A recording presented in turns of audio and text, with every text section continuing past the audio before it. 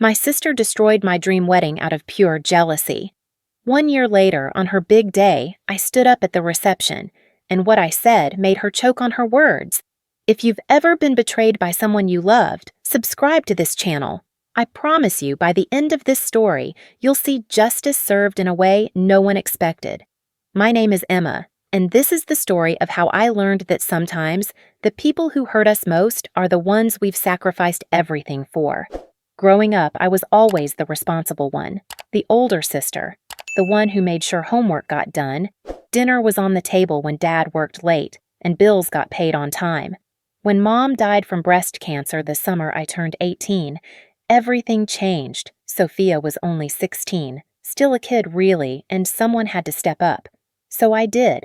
I was supposed to start at Boston University that fall on a partial scholarship.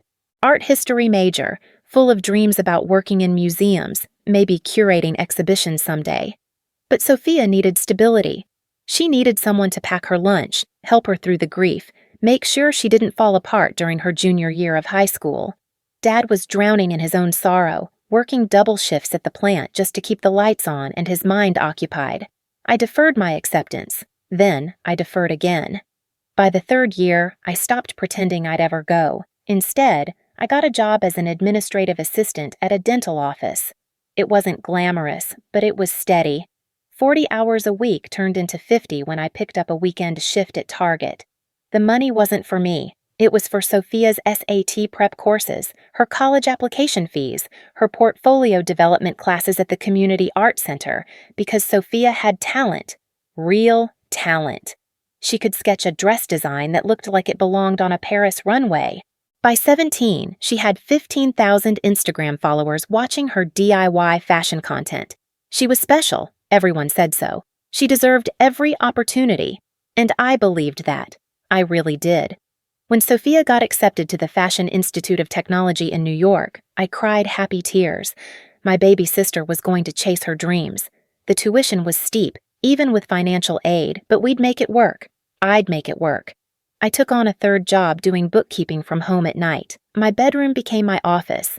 I gave Sophia the bigger room with better light for her sewing machine and fabric samples. She needed the space for her creativity, I reasoned. I was just sleeping and working anyway. Dad helped where he could, but his salary barely covered the mortgage and utilities. The college expenses fell mostly on me. I didn't mind. Family takes care of family, right? That's what Mom would have wanted. Sophia would thank me sometimes, usually in texts. Thanks for everything, Em, with a heart emoji. It felt good to be appreciated, even in small ways. I told myself that one day, when she made it big as a designer, we'd laugh about these lean years. She'd tell interviewers about her supportive older sister who believed in her. I dated here and there. Nothing serious. I was too busy, too tired. Most guys lost interest when they realized I worked 3 jobs and spent my Sundays meal prepping for the week and video calling my sister to help her through some drama with her roommate or a difficult professor. Then I met Michael at a dental conference our office hosted. He was an engineer for a medical device company, attending to learn about new technologies. We ended up in line together at the coffee station, and he made a joke about the terrible hotel coffee that actually made me laugh. A real laugh, not the polite kind. We exchanged numbers. He texted that same evening. Michael was different, patient, kind. He didn't mind that I couldn't do spontaneous weekend trips or fancy dinners. He'd bring takeout to my apartment and we'd watch movies on my laptop. He'd sit quietly while I did bookkeeping, just happy to be in the same room. He met me where I was, never asking me to be someone different. After a year of dating, he proposed. Nothing elaborate, just the 2 of us at the park where we'd had our first real date. The ring was modest but beautiful, a simple solitaire he'd saved up for.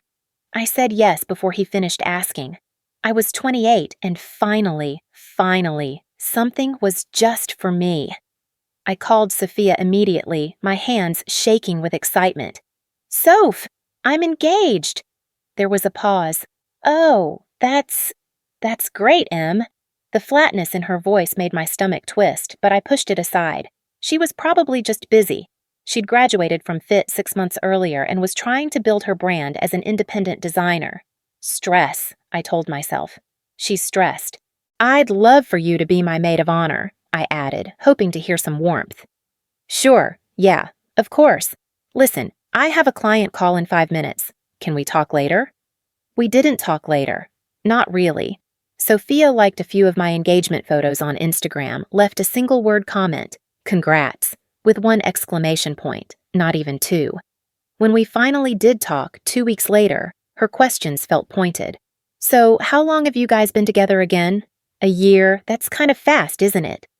And, he knows you never finished college, right? That doesn't bother him. I ignored the sting. Sophia had always been a little self-centered, a little thoughtless. Creative people are like that, I'd learned to tell myself. They live in their own worlds. What I didn't know then was that Sophia had met Michael once before, briefly, at a family barbecue the previous summer. She'd mentioned a while back that she thought he was cute. I'd barely registered it at the time. I hadn't even been dating him yet. But Sophia remembered, and Sophia didn't forget things like that. I spent the next year planning my wedding with the same dedication I'd given to everything else in my life. I had a budget of $15,000, saved penny by penny over 3 years. Every dollar I'd once put toward Sophia's education, I now funneled into a high-yield savings account labeled Wedding Fund. I wanted something intimate and beautiful, romantic, but not fussy. I found the perfect venue, a restored barn an hour outside the city with string lights and exposed beams and wildflower fields for photos. It was exactly what I'd dreamed of since I was a little girl playing wedding with my stuffed animals. The ceremony would be in May, right when the peonies bloomed. 75 guests, close friends and family only. A simple dinner reception with a local caterer who made incredible herb-roasted chicken. A 3-tier vanilla cake with buttercream frosting from a baker who worked out of her home kitchen. A photographer just starting out who needed portfolio pieces and gave me a deal. It was perfect. It was mine. I asked Sophia to be my maid of honor in person during one of her rare visits home. She'd moved into a small apartment in Brooklyn, working as a stylist's assistant while trying to launch her own line. Her Instagram had grown to 50,000 followers, a respectable platform. She posted outfit of the day photos, shopping hauls, behind-the-scenes content from Fashion Week events she managed to sneak into. "Of course I'll be your maid of honor," she said, hugging me. "I'm honored, Em." "Really?" She seemed genuine. I felt a wave of relief. Maybe I'd imagined the weirdness before. Maybe she'd just needed time to adjust to the idea of me getting married. We went dress shopping together the next month. I found a simple A-line gown with lace sleeves at a sample sale. It was beautiful and only $600, a steal. When I came out of the dressing room, the bridal consultant cooed and clapped. Sophia sat on the white couch, scrolling her phone. She glanced up. "It's nice. Kind of plain, but nice. Very you." The words felt like a slap, but the consultant was already talking about alterations and veils, and I swallowed the hurt. Over the next several months, Sophia missed 3 appointments with the wedding planner. Each time, she had an excuse: a work emergency, a migraine, a client meeting she couldn't reschedule. I tried not to be annoyed. She was busy. I understood busy. But her comments started to wear on me. "This venue is kind of rustic, isn't it? I mean, if you like the barn vibe." "Are you sure about this caterer? They seem kind of basic." 75 people is pretty small. "Won't people feel like they're not important enough to be invited?" I'd smile and nod, my jaw tight. This was my wedding, my vision, my budget. Not everyone could drop 50 grand on a destination wedding in Turks and Caicos. I overheard her once on the phone with someone while I was in the bathroom during a family dinner. "I don't know, it's just so underwhelming, you know? Like, this is supposed to be the biggest day of her life and she's doing it at a barn." A barn. I just hope she doesn't regret going so cheap. That word, cheap. Like my careful budgeting, my thrift and planning was something embarrassing, something shameful. I came out of the bathroom and she quickly changed the subject, her smile bright and fake. The red flags were there. I just didn't want to see them. 2 weeks before the wedding, Sophia seemed to rally. She apologized for being distant, blamed work stress. She offered to handle some last-minute coordination details. "You've been doing so much, Em. Let me take some things off your plate. It's the least I can do after everything you've done for me." I was touched. Finally, my little sister was stepping up. I gave her the vendor contact list, the timeline, the backup plans. I showed her where I kept all the confirmation emails and contracts. She hugged me. I've got this. You just focus on being a beautiful bride. I should have known better. The night before my wedding, I barely slept. Nervous excitement kept me tossing and turning. I was getting married. Married. To a man who loved me, who saw me, who wanted to build a life with me. After so many years of putting myself last, something beautiful was finally happening for me. I woke up at 5:30, too wired to stay in bed. My bridesmaids were coming at 8 to start hair and makeup. Dad had rented a suite at a hotel near the venue where we'd get ready. Everything was perfectly planned. By 7, I was at the venue, unable to stay away. I wanted to see it all coming together. The florist was supposed to arrive at 7:30, the caterers at 9. I'd do a final walkthrough, then head back to the hotel. When I pulled into the gravel parking lot, something felt wrong. The venue was dark, no trucks, no people, no flowers being unloaded. I called the florist, straight to voicemail. I called the caterer. Voicemail. My hands started shaking. I tried the venue coordinator.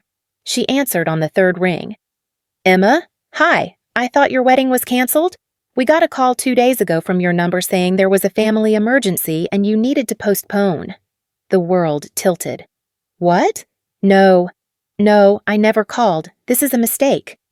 Let me check. Yes, Wednesday at 2:15 p.m. The caller said she was you and needed to cancel all vendor contracts. We refunded your deposit per the cancellation policy, minus the administrative fee. You should have received an email confirmation. I checked my email frantically. Nothing. Then I checked my spam folder. There it was, a cancellation confirmation email sent to my spam folder. How convenient. I called every vendor. Same story. Someone claiming to be me had called and canceled. The florist, the caterer, the photographer, the DJ, even the shuttle service for guests. My $15,000 dream wedding was gone, and my guests were arriving in 4 hours. I sat in my car and sobbed, great, heaving sobs that shook my whole body. This couldn't be happening. This wasn't real. Michael called. Hey babe, you okay? You sound weird. Everything's canceled, I choked out. Someone canceled everything, the flowers, the food, the photographer, everything. There was a long silence. What? How? I don't know. Someone called pretending to be me. Who would do that? I didn't want to say it. I didn't want to believe it. But there was only one person who'd had access to all my vendor information. Only one person who'd offered to help with coordination. Only one person who had been weird about this wedding from the start. I think it was Sophia. Your sister? Come on, that's crazy. But I knew. In my gut, I knew. I raced to the hotel where the bridal party was meeting. I burst into the suite, still in my jeans and sweatshirt. My bridesmaids were already there, hair half done, champagne glasses in hand. Sophia was at the mirror curling her hair. She turned, her face a perfect mask of surprise. You're not even dressed. What's wrong? I looked at her, really looked at her, and I saw the tiny smirk she couldn't quite hide. Everything's been canceled, I said flatly. Every vendor. Someone called pretending to be me. She gasped, her hand flying to her mouth. Oh my God, who would do that? I was hoping you could tell me. Her eyes widened in fake shock. Are you seriously accusing me right now? You were the only one with all the contact information. You offered to help coordinate, and you've been acting weird about this wedding since I got engaged. You're insane, she spat. I've been nothing but supportive. Maybe you forgot to confirm something. Maybe you made a mistake and now you need someone to blame. My other bridesmaids shifted uncomfortably. Dad appeared in the doorway, already in his suit. What's going on? Emma thinks I sabotaged her wedding, Sophia said, tears welling in her eyes. I can't believe you'd accuse me of something so awful. She was good. She'd always been good at playing the victim. I had no proof, just a gut feeling and a series of suspicious coincidences. Dad looked between us, confused and upset. Sweetheart, maybe there's been a misunderstanding. Let's not jump to conclusions." I felt so alone in that moment. Even my own father didn't believe me. I spent the next hour frantically trying to salvage something, anything, but it was too late. Vendors couldn't be rebooked on zero notice. I'd lost most of my deposits. The insurance didn't cover intentional sabotage by a third party, especially when I couldn't prove who'd done it. I had to call Michael and tell him we couldn't get married today. I had to text 75 guests that the wedding was postponed due to unforeseen circumstances. I had to stand there in that bridal suite, my dream dress hanging on the door, and accept that this day was ruined. And through it all, Sophia sat in the corner, dabbing at fake tears, accepting comfort from my bridesmaids who thought she was upset on my behalf. But I saw her. When she thought no one was looking, she checked her phone and smiled. The wedding disaster cost me $8,000 in lost deposits. Michael and I decided to postpone for 6 months, let the dust settle. We'd have a simpler ceremony, something small with just immediate family and our closest friends. The magic of that May dream was gone anyway. I felt hollowed out, betrayed in a way that hurt worse than any breakup or disappointment I'd experienced. My sister, my baby sister who I'd sacrificed everything for, but I had no proof, just suspicions, and everyone thought I was being paranoid, that I was looking for someone to blame for a terrible string of bad luck. I stopped calling Sophia. She texted a few times with hollow condolences. "I'm so sorry this happened to you. If there's anything I can do." I didn't respond. Then, 6 months after my ruined wedding, everything changed. My best friend Rachel called me at work. Rachel had been my rock through everything, one of the bridesmaids who'd actually believed me when I said Sophia was behind the sabotage. You sitting down? What's wrong?" "Nothing's wrong, but I need to tell you something. Remember how I said if Sophia did this, she'd slip up eventually? She did." Rachel worked as a private investigator. Side job, mostly insurance fraud and cheating spouses, but she had skills. And she'd been watching Sophia's social media carefully. I went through her Instagram DMs using some software.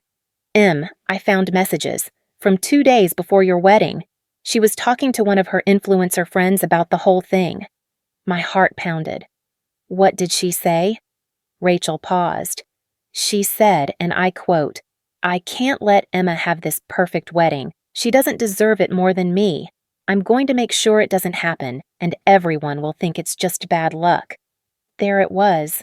Proof. Rachel sent me screenshots, detailed conversations where Sophia bragged about her plan, about how easy it was to fake my voice over the phone, about how she'd rerouted confirmation emails to my spam folder using an old password she'd seen me type once. I should have felt vindicated. Instead, I felt sick. "What do you want to do with this?" Rachel asked. I didn't know. Confronting Sophia would just lead to more denials, more lies. Telling my family might tear us apart permanently. I sat with the evidence for days, not sure what to do. Then Sophia announced her engagement. She posted it on Instagram with a professional photo shoot. Her fiancé was David, a 35-year-old CEO of a tech startup, handsome, wealthy, successful. The ring was massive, at least 3 carats. The caption read, "He put a ring on it. Can't wait to plan my dream wedding." The comments flooded in. "Congratulations, so happy for you. You deserve this. Beautiful couple." I stared at my phone, something cold settling in my chest. 3 weeks later, I got a text from Sophia. I know things have been weird between us, but you're my sister. I'd love for you to be one of my bridesmaids. It would mean the world to me." Bridesmaids, not maid of honor. She'd demoted me in my own family. Every instinct told me to decline, to cut her off completely, to show her the screenshots and let her know I knew what she'd done. But Rachel's voice echoed in my head. "If you want real justice, you have to be patient." I met Rachel for coffee that afternoon. I showed her Sophia's text. "So, what are you thinking?" Rachel asked, though her eyes said she already knew. "I'm thinking, I want her to feel what I felt, the humiliation, the betrayal, the moment when everything you've planned falls apart in front of everyone." "You want revenge." I didn't like that word. It sounded petty. But yes, I wanted revenge. I want justice, I corrected. I want everyone to know what she did. I want her to face consequences. For once in her life, I want Sophia to not get away with being selfish and cruel. Rachel leaned back in her chair, a slow smile spreading across her face. Okay, then here's what we're going to do. You're going to say yes to being her bridesmaid. You're going to be helpful and sweet and supportive. You're going to act like you've moved on, like you don't suspect anything. And on her wedding day, at her reception, when everyone's watching and there's no way for her to escape, you're going to tell the truth, with evidence. You're going to let her destroy herself in front of everyone who matters. It was risky. It was dramatic. It was unlike anything I'd ever done. I thought about that moment in the bridal suite, watching Sophia fake cry while my dreams burned down around me. I thought about every sacrifice I'd made, every time I'd put her first, every year I'd lost to making sure she got everything she wanted. Okay, I said, let's do it. I texted Sophia back within the hour. I'd be honored to be your bridesmaid. Her response came immediately. OMG, M, thank you. This means so much. I love you. I stared at those hearts and felt nothing. The next 6 months were a masterclass in patience. I attended every bridal event, the engagement party at David's parents' country club, the dress shopping appointments at boutiques I couldn't afford in my wildest dreams, the bridesmaids' luncheons and spa days. I smiled. I complimented. I played the role of supportive older sister perfectly. Sophia ate it up. I'm so glad we're past all that weirdness, she said once, linking her arm through mine at a cake tasting. I missed you, Em. I missed the sister I thought you were, I wanted to say. But I just squeezed her arm and said, me too. Sophia's wedding day arrived on a perfect Saturday in June. The venue was a 5-star resort in the Hamptons, overlooking the ocean. Everything I'd dreamed of for my own wedding, multiplied by 10. David's family had money, the kind that made $15,000 budgets look quaint. The wedding had 300 guests, 300 CEOs, investors, fashion industry people with designer everything. Sophia had hired a celebrity wedding planner who'd done events for actual movie stars. The flower budget alone was more than my entire wedding fund had been. I arrived at the bridal suite at 9 a.m. with the other bridesmaids. We were wearing dusty lavender dresses, elegant but understated. Nothing to compete with the bride, naturally. Sophia was already there, champagne in hand, looking radiant in a white silk robe with bride embroidered on the back in gold thread. M! She air-kissed both my cheeks, careful not to mess up her makeup. Thank you so much for being here. It means everything. The irony was suffocating. Her dress was Vera Wang, custom-made. When she put it on, even I had to admit she looked stunning, the kind of bride that ends up in magazines. Her makeup artist had given her this ethereal glow, and her hair cascaded in perfect waves down her back. Everything was Instagram perfect. And it would be because Sophia had hired a social media team to document the entire day for content.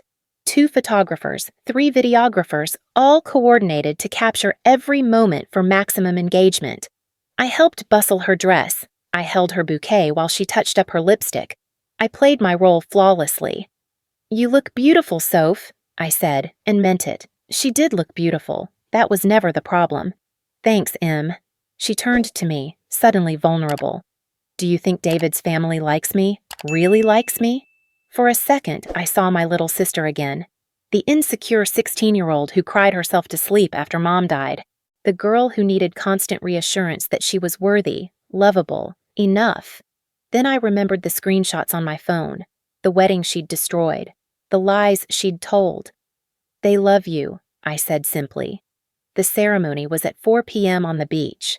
White chairs arranged in perfect rows, an arch covered in white roses and peonies. The ocean provided the soundtrack, waves crashing rhythmically against the shore. As weddings went, it was objectively spectacular. I walked down the aisle with one of David's groomsmen, a finance guy named Tyler who'd already hit on me twice. I took my place at the altar and watched Sophia float down the aisle on Dad's arm. Dad looked so proud. He had no idea what his youngest daughter was capable of. None of them did. The ceremony was traditional, tasteful. They exchanged vows they'd written themselves. Sophia cried prettily, her mascara staying miraculously intact. David looked at her like she'd hung the moon. I wondered if he knew who he was really marrying. They kissed. Everyone cheered. I clapped along with the crowd, the engagement ring on my left hand catching the late afternoon sun. Michael and I had finally gotten married in a tiny ceremony at the courthouse 2 months ago. No fuss, no stress. Just us and 2 witnesses and a judge who pronounced us husband and wife in under 5 minutes. It was perfect in its simplicity. The reception was in the resort's grand ballroom, transformed into something out of a fairy tale. Crystal chandeliers, round tables draped in champagne linens, centerpieces of white orchids and roses, a 12-piece band set up in the corner, an open bar with premium everything. Sophia had spared no expense, or rather, David's family hadn't. I sat at a table with the other bridesmaids, making small talk and picking at my herb-crusted salmon. The energy in the room was joyful, celebratory. Everyone was having a wonderful time. Rachel caught my eye from across the room. She wasn't in the wedding party, but she'd made the guest list as my +1 since Michael was out of town for work. She gave me a subtle nod. Everything was ready. We'd planned this carefully. Rachel had created a presentation, professionally designed, with all the evidence laid out chronologically. The screenshots of Sophia's messages, the phone records showing calls to my vendors from Sophia's number, security camera footage from the hotel showing Sophia entering my bridal suite alone, then leaving 2 minutes later right before I'd discovered wine spilled all over my dress. We had everything, and in 20 minutes, during the speeches portion of the reception, everyone else would too. My hands were sweating. I wiped them on my napkin for the 3rd time. Part of me wanted to back out. This would humiliate Sophia, destroy her marriage potentially, ruin her reputation. It was brutal, but she'd done the same to me, and she'd never apologized, never shown remorse, never even admitted what she'd done. Some people only learn when they face real consequences. The best man finished his speech, a funny collection of stories about David's college days. Everyone laughed and applauded. Then David's sister spoke, a sweet tribute about welcoming Sophia into their family. Then the MC, a friend of Sophia's from her influencer circle, took the microphone. And now we'll hear from the maid of honor. Actually, I'm sorry, bridesmaid Emma, the bride's sister. Bridesmaid. She'd demoted me and everyone knew it. I stood up, smoothing down my dress. My heart pounded so hard I could hear it in my ears. I walked to the small stage area where the microphone stood. Sophia smiled at me from the head table, expecting a generic, sweet speech about sisterhood and love. I smiled back. "Thank you all for being here," I started, my voice steadier than I felt. "I'm Emma, Sophia's older sister, and I'm honored to stand here today." Polite applause. People settled in, expecting the usual. Exactly 1 year ago, I was supposed to stand somewhere very different. At my own wedding, actually. My dream wedding that I'd spent 3 years saving for and months planning. Sophia's smile flickered, just slightly. It was going to be at a restored barn with wildflowers and string lights. Intimate, just 75 people. Nothing like this, obviously. I gestured to the opulent ballroom, but it was perfect for me. It was exactly what I wanted. The room was quiet now, sensing this wasn't a typical speech. But something happened. The morning of my wedding, I discovered that every single vendor had been canceled. The florist, the caterer, the photographer, the DJ, everything. Someone had called, pretending to be me, and canceled my entire wedding. Confused murmurs rippled through the crowd. David sat up straighter, looking between me and Sophia. I lost $8,000 in deposits. I had to tell my fiancé we couldn't get married that day. I had to notify 75 guests that the wedding was off. It was the worst day of my life. Sophia's face had gone pale. "Emma, what are you—" I spoke over her. For months, I wondered who would do something so cruel. Who could destroy someone's wedding out of pure malice? I had suspicions, but no proof. Rachel appeared at the side of the room with a laptop connected to the venue's AV system. The large screens that had been showing photos of Sophia and David flickered. Until my best friend, who happens to be a private investigator, found these. The first screenshot appeared on the screens. Sophia's Instagram DMs, enlarged so everyone could read them clearly. Sophia: I can't let Emma have this perfect wedding. She doesn't deserve it more than me. Gasps echoed through the ballroom. Sophia: I'm going to make sure it doesn't happen. Everyone will just think it's bad luck. Friend: Wait, are you serious? That's harsh. Sophia: She's had everything easy. Good grades, everyone thinking she's so responsible and perfect. It's my turn to have something special. She can wait. The screens showed message after message. Sophia detailing her plan, bragging about how easy it was to imitate my voice, laughing about redirecting confirmation emails to my spam folder. This was sent 2 days before my wedding, I said, my voice cold now. My sister, who I raised after our mother died, who I put through college while working 3 jobs, who I sacrificed everything for. She destroyed my wedding because she was jealous. The ballroom erupted, shocked exclamations, angry muttering, people turning to stare at Sophia. Some guests were already pulling out their phones, clearly recording this disaster. David stood up, his face a mask of shock and anger. Sophia, is this real? I can explain, Sophia stammered, tears streaming down her face. Real tears this time. Emma, you don't understand. I was in a bad place mentally. There's more, I interrupted. Rachel, next slide. Phone records appeared, showing Sophia's number calling each of my vendors within a 2-hour window the Wednesday before my wedding. Then, security footage from the hotel, time-stamped, showing Sophia entering my bridal suite.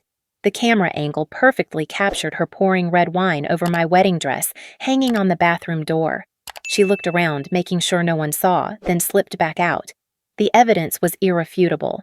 You deliberately sabotaged my wedding, I said, my voice shaking now with emotion I couldn't quite control. You ruined the most important day of my life because you couldn't stand to see me happy, because for once, something was about me instead of you. Sophia was sobbing now, mascara running down her face. She looked nothing like the ethereal bride from 20 minutes ago. Emma, please, I'm sorry, I was wrong, I was so wrong. Please don't do this. You had a year to apologize, I said. You had a year to tell the truth, to show any remorse at all. Instead, you let everyone think I was paranoid. You let Dad think I was being cruel for suspecting you. You moved on like nothing happened and planned this. I gestured to the lavish reception. David was staring at Sophia like he'd never seen her before. You did this? You actually did this to your own sister? David, please. Sophia reached for him, but he stepped back. His mother, an elegant woman in her 60s, spoke up from a nearby table. My God, what kind of person does something like this? Other guests were standing now, some heading for the exits. Sophia's influencer friends were conspicuously silent, probably already planning how to distance themselves from this PR nightmare. This would be all over social media within hours. I spent a year wondering what I'd done to deserve that kind of betrayal, I continued. A year thinking maybe I was crazy, maybe it was my fault somehow. But it wasn't. It was just you, Sophia. Your jealousy, your selfishness, your complete inability to see anyone but yourself. Sophia collapsed into her chair, her face in her hands. I'm sorry. I'm so sorry. I don't know why I did it. I was jealous and bitter, and I hated that you were moving on without me. I hated that you didn't need me anymore. I spent 28 years needing you, I said quietly. I put your needs first for a decade. I gave up college, my career dreams, relationships, everything to make sure you had opportunities. And the one time I wanted something for myself, you destroyed it. The silence in the room was deafening. David finally spoke, his voice tight with controlled anger. I need to talk to my wife, alone, now. He didn't wait for Sophia to respond. He walked out of the ballroom, and after a moment, Sophia stumbled after him in her massive dress, crying so hard she could barely see. The wedding was over. Guests started gathering their things, whispering to each other. Some looked at me with sympathy, others with a kind of horrified fascination. Dad made his way over, his face ashen. "Emma, sweetheart, I had no idea." "I know, Dad. I should have believed you. When you said she did it, I should have believed you." I hugged him. "It's okay. You wanted to see the best in her. That's not a bad thing." "What have I done?" he murmured. "How did I raise someone who could do that?" "You didn't raise her to be this way," I said. "She made her own choices." Rachel appeared at my elbow. "We should probably go." She was right. There was nothing left for me here. I'd said what I needed to say. The truth was out. As we walked through the ballroom, a few people stopped me. David's sister grabbed my hand. "I'm so sorry that happened to you. You deserved better." One of Sophia's college friends, someone I'd helped move into her dorm years ago, looked at me with tears in her eyes. "I had no idea she was capable of that. I'm so sorry." Outside, the evening air was cool and salty. I could hear the ocean in the distance. I stood on the resort's grand terrace and just breathed. "You okay?" Rachel asked. "I don't know. I feel empty. I thought I'd feel vindicated or satisfied, but I just feel tired." "That's normal. Revenge doesn't feel as good as we think it will." "It wasn't revenge," I said. "It was the truth." Sometimes they're the same thing. My phone buzzed, a text from Michael. "How'd it go?" I typed back, "It's done. Coming home soon. Love you." His response was immediate. "Proud of you. Pizza and bad movies when you get here." That made me smile. That's what mattered. Not Sophia's destroyed wedding or her ruined reputation. Just the simple life I'd built with someone who actually loved me. The next few weeks were chaos. The wedding disaster went viral, of course. Someone had recorded my speech and the evidence presentation. It was all over TikTok, Instagram, Twitter. "Sister exposes wedding sabotage at sibling's reception" became a trending topic. The comments were overwhelmingly supportive of me. People shared their own stories of toxic siblings, of family betrayals. The few who defended Sophia were drowned out by the majority who saw her actions as unforgivable. Sophia's Instagram following dropped from 50,000 to 15,000 in 2 weeks. Brands she'd worked with dropped her immediately. Her carefully cultivated influencer image was destroyed. She'd built her online persona around being aspirational, glamorous, someone to admire and emulate. That image was gone now, replaced by that girl who destroyed her sister's wedding. David filed for annulment after 3 days of marriage. His lawyer cited fraud, arguing that Sophia had misrepresented her character and values. Given the viral evidence of her behavior, the annulment was granted quickly. Sophia moved back home with Dad. She'd lost her apartment, the one David had been helping her afford, lost her career momentum, lost her social standing. I didn't feel victorious watching her fall. I just felt sad. Sad for the relationship we'd never have. Sad for the sister I thought she was. Sad that it had come to this. Dad called me every few days. "She's struggling, Em. She barely leaves her room. She won't eat." "I'm sorry she's hurting," I said, and meant it. "But I can't fix this for her. She has to face what she did." "I know. You're right. I hate seeing both my daughters in pain." "I'm not in pain, Dad. I'm healing. There's a difference." And I was healing. Slowly but surely. I'd started therapy to work through the betrayal, the years of putting myself last, the complicated feelings about family obligation versus self-preservation. My therapist helped me see that I'd been operating under an unbalanced equation for most of my adult life, giving endlessly without expecting anything in return, then feeling hurt when my generosity wasn't reciprocated or respected. "Martyrdom doesn't make you noble," she said during one session. "It just makes you unavailable for your own life." That hit hard. I started setting boundaries with Dad, too. I loved him, but I wasn't going to be Sophia's emotional support system anymore. I wasn't going to take calls about how sad she was or how she needed help. She was an adult. She'd made catastrophic choices. The consequences were hers to manage. Michael supported me through all of it. He never said I told you so, never pushed me to reconcile with Sophia before I was ready. He just held me when I cried, made me laugh when I was spiraling, reminded me that I deserved better than what my family had given me. We bought a small house in the suburbs 3 months after Sophia's wedding disaster. Nothing fancy, just a 3-bedroom colonial with a backyard and good schools nearby. We were talking about starting a family.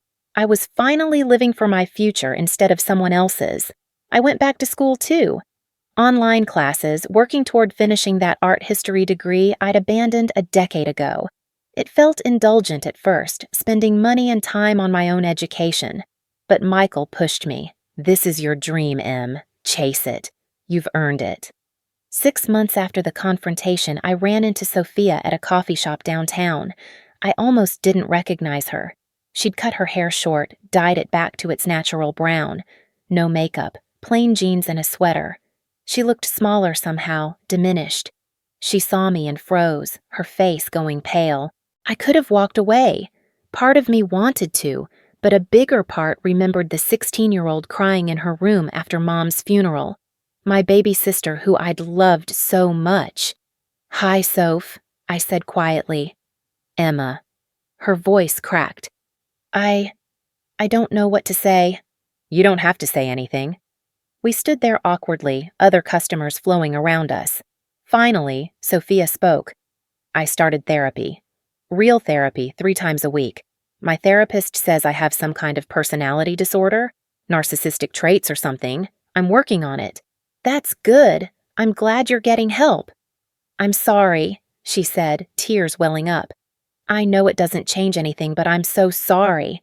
What I did was unforgivable. I destroyed something precious because I couldn't handle my own jealousy and insecurity.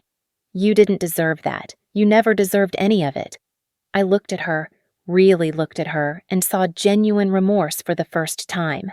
Not the performance she'd given at her wedding, but actual understanding of the harm she'd caused. "Thank you for saying that," I said. "It does help to hear it. I don't expect you to forgive me. I don't even know if I can forgive myself. But I want you to know that I'm trying to be better, to be someone worthy of the sister you were to me." There was so much I could have said. About the years of resentment, about how her apology, while appreciated, couldn't give me back what I'd lost, about how trust, once broken so completely, might never be repaired. Instead, I said, "I hope you find peace, Sophia. I really do." "You look happy," she said. "That's good. You deserve to be happy." "I am happy. Finally." We parted without hugging, without promises to stay in touch. It wasn't reconciliation. It wasn't closure, not really. But it was something. An acknowledgement, maybe, that we'd both survive this. Separately. A year after that, Michael and I had a baby girl. We named her Grace, after my mother. When I held her for the first time, I understood love in a way I never had before. Unconditional, overwhelming, transformative love. And I made a promise to her and to myself. I would never teach her that love meant sacrificing herself. I would never make her believe that her value came from how much she could give to others. I would raise her to have boundaries, to know her worth, to understand that kindness doesn't require martyrdom. Dad came to meet his granddaughter, tears streaming down his face. "She's beautiful, Em. You're going to be an amazing mother." "Thanks, Dad." Sophia asked if she could send a gift. I told her I'd ask you first. I thought about it. A gift is fine, but I'm not ready for more than that yet. I understand. She does too. A week later, a package arrived. Inside was a handmade baby blanket, beautifully crafted with soft lavender yarn. There was a note. For Grace. May she always know she's loved. "Aunt Sophia!" I cried, holding that blanket. Not because it fixed anything, but because it was the first thing Sophia had given me in years that wasn't about her. It was thoughtful, personal, made with her own hands. It was a glimpse of the sister I'd always hoped she could be. I sent a brief thank you text, nothing more, but I kept the blanket. 2 years after the confrontation at Sophia's wedding, I got my bachelor's degree in art history. I walked across that stage at 32 years old, 10 years later than planned, and it felt like the most triumphant moment of my life. Michael was in the audience with Grace, cheering loudly. Dad was there too, proud and emotional. Sophia wasn't, and I was okay with that. I'd learned that family isn't defined by who shares your blood, but by who shows up for you, by who supports your dreams instead of sabotaging them, by who celebrates your victories instead of resenting them. Michael, Rachel, the friends who'd stuck by me through everything, they were my family. Grace was my family, and someday, maybe, Sophia could earn her way back into that circle. But it would take time, consistency, and genuine change. For now, I had everything I needed: a partner who cherished me, a daughter who depended on me, a future I was building on my own terms, a life that was finally completely mine. I still think about that day at Sophia's wedding sometimes, standing at that microphone, revealing the truth in front of hundreds of people. It was the hardest thing I'd ever done, but it was also the moment I stopped being the person everyone else needed me to be and became the person I needed to be. Sophia taught me a hard lesson about love and sacrifice. She taught me that giving everything doesn't guarantee getting anything back. That blood doesn't excuse cruelty, that sometimes the people who hurt us most are the ones we've loved longest. But she also taught me about strength, about standing up for myself, about demanding the respect and care I'd freely given to others. I wouldn't thank her for that lesson. The cost was too high, but I won't regret learning it either. Sometimes the people who break us are the ones who force us to become whole. If this story resonated with you, if you've ever been the one who gave everything and got betrayal in return, know this: you're not alone. Setting boundaries doesn't make you cruel. Protecting yourself doesn't make you selfish. And sometimes walking away from toxic people, even family, is the most loving thing you can do for yourself. Drop a comment sharing your experience. Let's build a community of people who chose themselves and never looked back. And if you're not subscribed yet, hit that button. I share stories like this every week, stories about finding strength, setting boundaries, and choosing peace over toxicity. Because at the end of the day, your life is yours, and you deserve to live it on your own terms.